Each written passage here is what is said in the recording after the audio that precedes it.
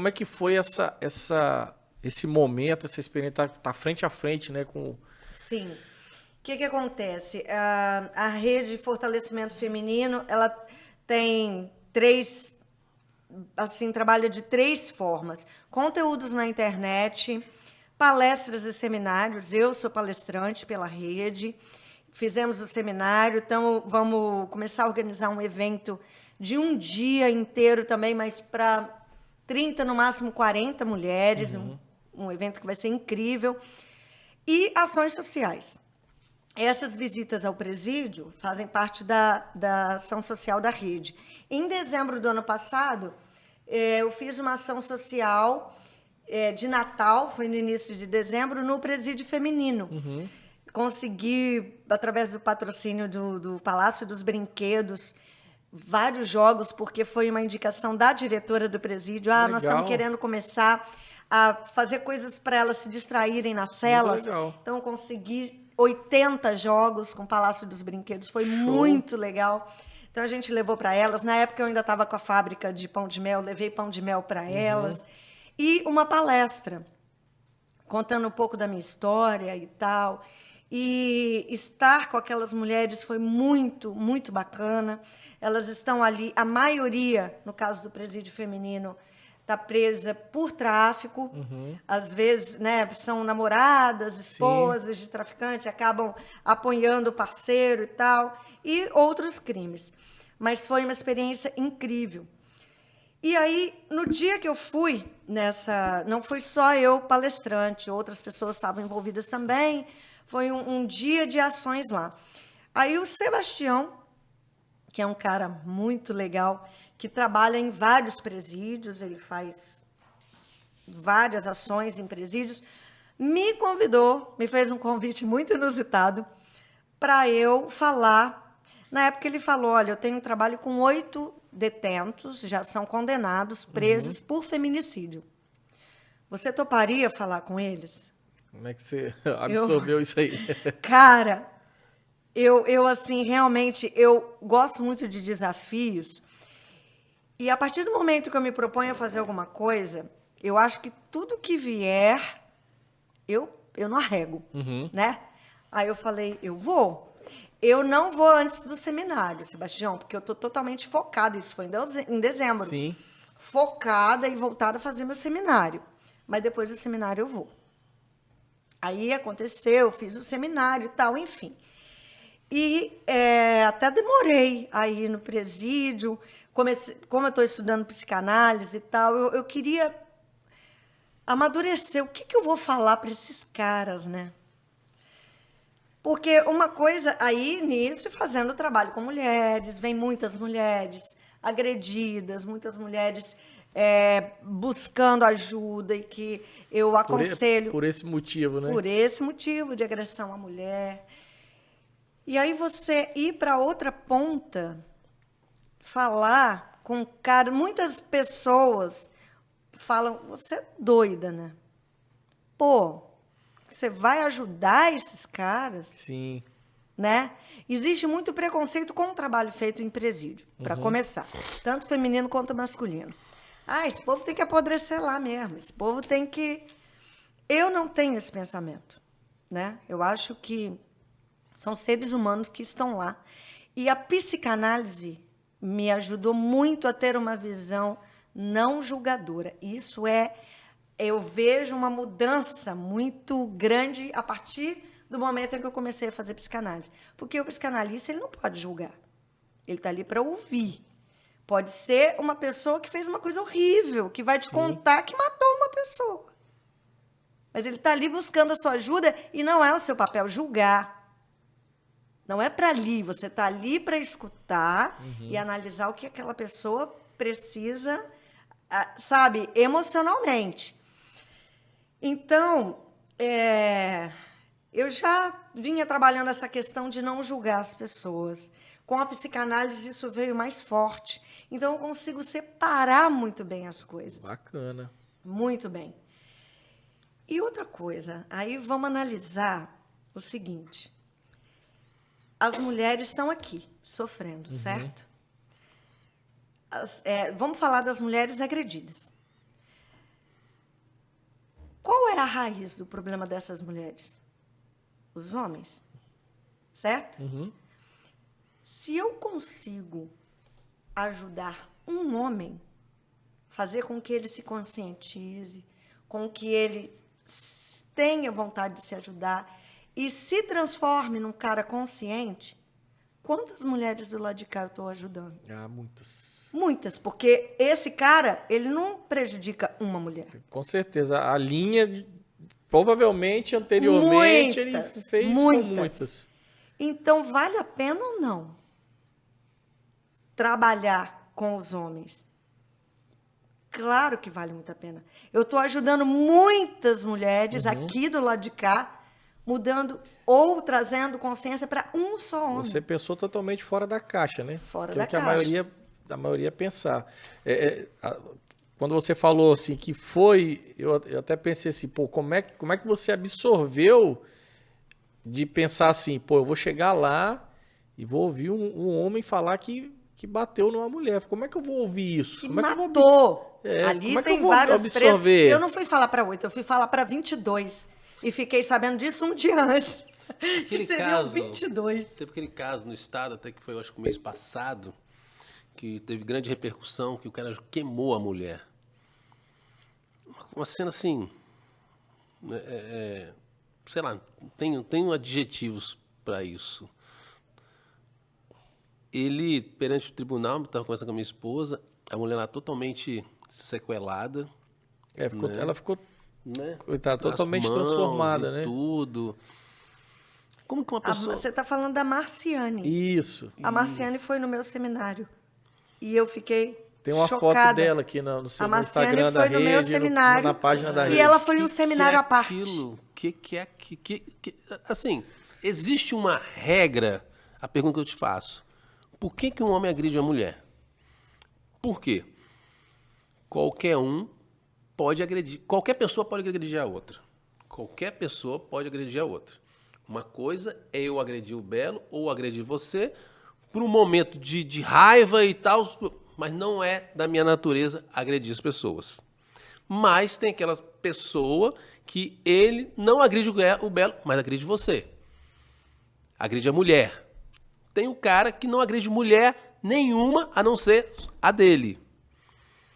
O que leva um homem... Existe um padrão?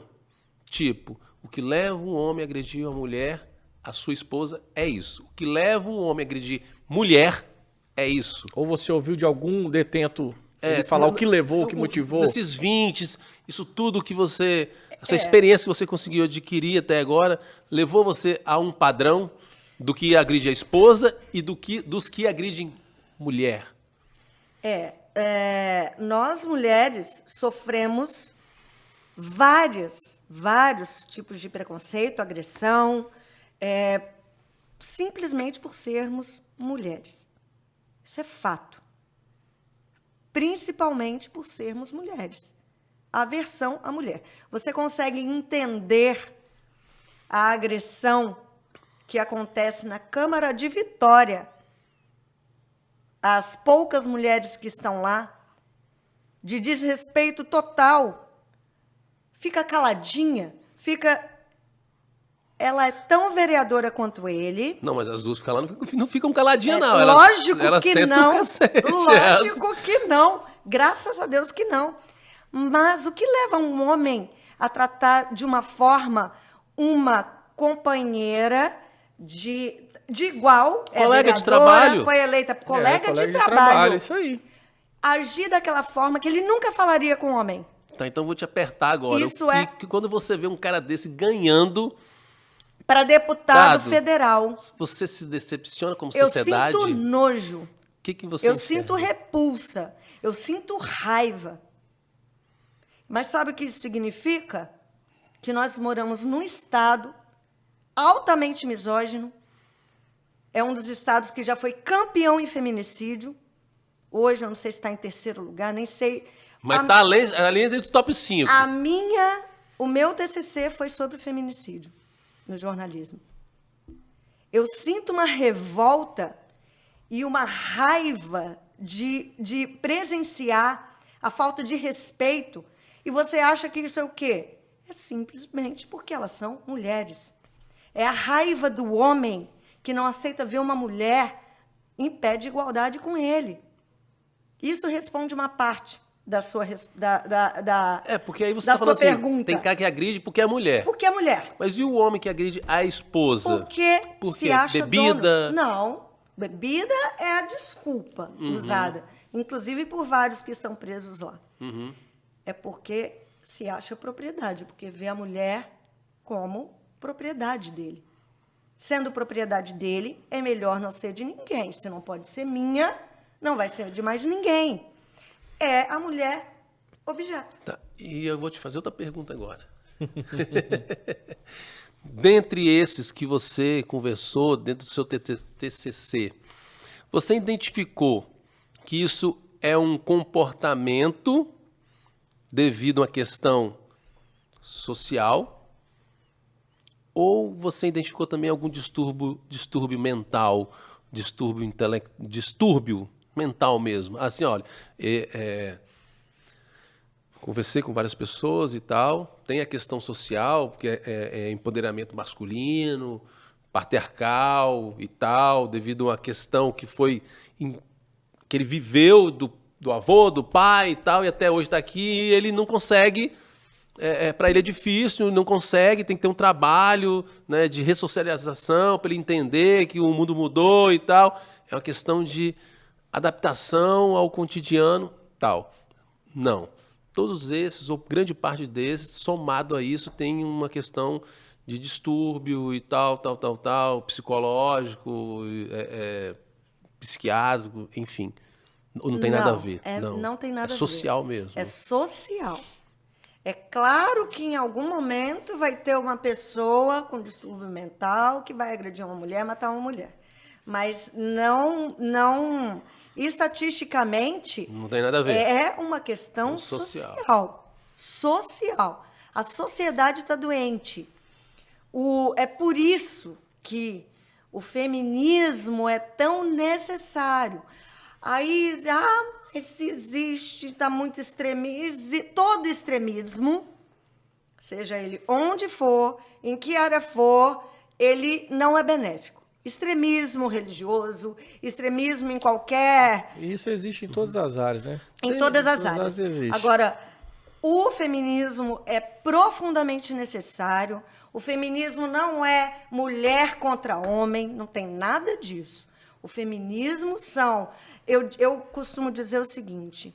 Hoje você toda militância... Hoje você fala assim, eu sou uma mulher feminista? Eu sou feminista. E feminismo não é mulher contra homem? Não, absolutamente não. Não é mulher contra homem.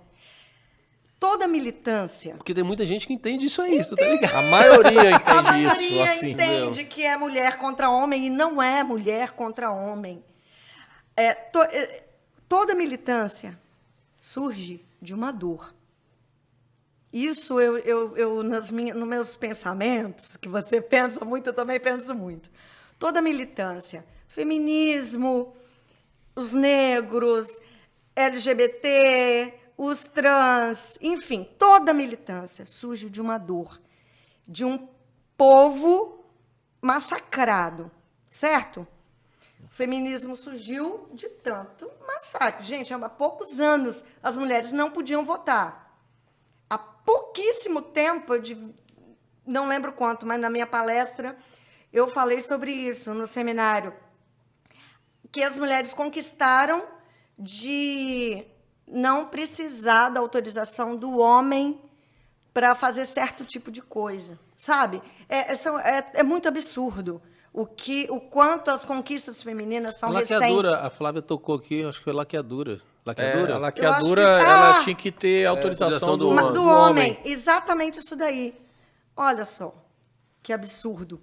Então, assim... Mas se o cara quiser fazer vasectomia, não precisa da autorização da mulher. É claro que não, né? É claro que não. Até o aborto, que é um assunto super polêmico, se fosse um homem que engravidasse, eu tenho certeza que não existiria essa polêmica em torno do aborto. Não existiria. Eu tenho certeza disso. Pode ser que sim. Eu tenho certeza. Mas isso é um outro assunto. Para um outro podcast. Para um outro podcast. Então. Eu tenho algumas TCCs para Então, assim, toda militância surge de uma dor. E quando se é massacrado, pensa comigo. Eu não estou justificando os extremismos, mas é explicável. Quando você é massacrado, que você está sofrendo, que você está sendo injustiçado e reprimido e oprimido, não é pedindo licença e por favor que você vai ser ouvido. Concordam comigo? Uhum. Deixa eu falar. Não é sendo educado que você vai ser ouvido. Você precisa ser agressivo. Para sair dessa posição, você precisa ser agressivo. E se perde o tom? Se perde o tom. Eu acredito que estamos vivendo num momento de exageros. Acredito e vejo isso. Porém, eu acredito que a partir de uns anos, isso vai se voltando, sabe? Isso vai se acalmando, pelo menos eu espero, e se entrando no prumo. Vai se encaixando. Vai se encaixando, mas nesse momento, para se fazer ouvir, é necessário. Quando você fala disso, você coloca muita energia. Sim. É porque eu sinto... Se você não fosse sanguínea, eu diria que você traz essa energia de traumas, por ter passado por isso. Passei. Mas, como você é sanguínea, pode ser que... passei. Tá, mas aí a pergunta que eu te falar, essa energia você traz essa energia para quando você fala, essa expressão sua do seu lado sanguíneo, ou você passou por isso? Eu passei por isso. Passou por isso. Passei. Eu tenho as minhas vivências. É claro que outras mulheres passaram em proporções muito maiores. Mas, principalmente, eu te falei que eu tenho 4 irmãos, falei na nossa conversa aqui antes. E eu venho de uma família em que é patriarcal. O meu pai, a minha mãe cuidava da casa, dos filhos, e eu sou a caçula depois de 4 homens. São 5 filhos. São 5 filhos. 4 homens e uma mulher. E eu. E a mulher caçula. Caçula. Então, eu vivi numa família em que eu não era ouvida, sabe? Eu era menina, eu era extremamente protegida pelo meu pai, porque é esse o entendimento dele, sabe? O meu pai colocou a gente, antes de ter a nossa casa, o papai sempre teve que alugar casas grandes. Foi fazer um monte de filho, né? Teve que alugar casas grandes. Então, era no mínimo 3 quartos. Sabe o que o papai fazia? Porque era a forma dele me proteger, que ele entendia. Papai colocava os 4 meninos em um quarto e eu num quarto sozinha. Porque era menina.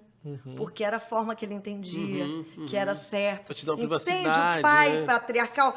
Porque Agora, eu tenho um irmão que é 1 ano e 5 meses só mais velho do que eu. Pouca diferença. Esse irmão não podia muito bem dividir o quarto comigo e os 3 mais velhos ficarem no outro? Mas não. Na cabeça do meu pai, que era, assim, um homem machista, era o que ele aprendeu a ser. A mulher, ela tinha que ser preservada, ela tinha que ser protegida, entende? Então, foi nesse modelo familiar que eu fui criada. Logo, os meus irmãos, a gente não tinha muita intimidade.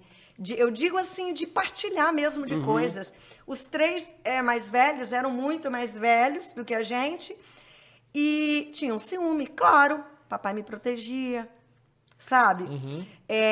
Mas, e, ao mesmo tempo, não era aquela família que que demonstrava muito amor, essa coisa de falar, eu te amo, meus filhos, eu com os meus filhos entre eles, o tempo todo eu te amo e tal. E não foi assim. Então, eu me sentia muito podada mesmo. Oprimida e outra, filha de pastor, né, meu bem? Aí você pode imaginar. E agora eu vou te fazer uma pergunta. Você tem algumas tatuagens? Eu tenho muitas. Estão tampadas. A sua primeira tatuagem foi antes de casar? Com seu pai? Dentro desse ambiente ou fora desse ambiente? Como? Eu me casei com 18 anos. A minha primeira tatuagem eu fiz depois que eu me divorciei, muito tempo depois, aos 40 anos. Aos 40 anos? Sim. Eu imaginei, porque pai pastor. Nenhum. Como que você... Nem uma escondida, assim, que a família não... Eu jamais faria isso. Nossa, eu temia muito, eu tinha muito temor do meu pai. Muito! Meu Deus, fora de cogitação. Eu fiz a minha primeira tatuagem aos 40 anos, segurando a mão do meu filho, assim, do meu filho mais velho, quase esmagando a mão dele, que foi uma na costela. Hoje eu tô com 50 anos, eu devo... eu nem sei se eu tô com 13 ou 15. Mas tem mais algumas para fazer por aí. Minha mãe chorava cada vez que descobria uma tatuagem nova. Oh, meu Deus! Mas é isso. Então, eu tenho as minhas dores. Imagina. Né? Até dentro do meu primeiro casamento mesmo, sabe? Freud explica. Eu escolhi um marido que era a réplica do meu pai. Reza a lenda que a gente escolhe os maridos e as esposas assim, né? Entende? Inconscientemente. Inconsciente. Freud explica total. Hoje eu entendo, eu falo, mas como ele explica? Então, assim, um homem protetor, sabe? E que também por ter esse perfil, eu me sentia, sabe, reprimida também. Ele fazia por maldade? Não era. Era o que ele entendia. Foi criado assim, foi né? Criado Entendeu assim. Quando eu me divorciei, é que eu fui perceber o quanto a Érica não era a Érica há muito tempo. Talvez nunca tenha sido. Porque eu sou assim, eu sou falante, eu sou espalhafatosa, eu rio alto. Você é falante? Eu não sei.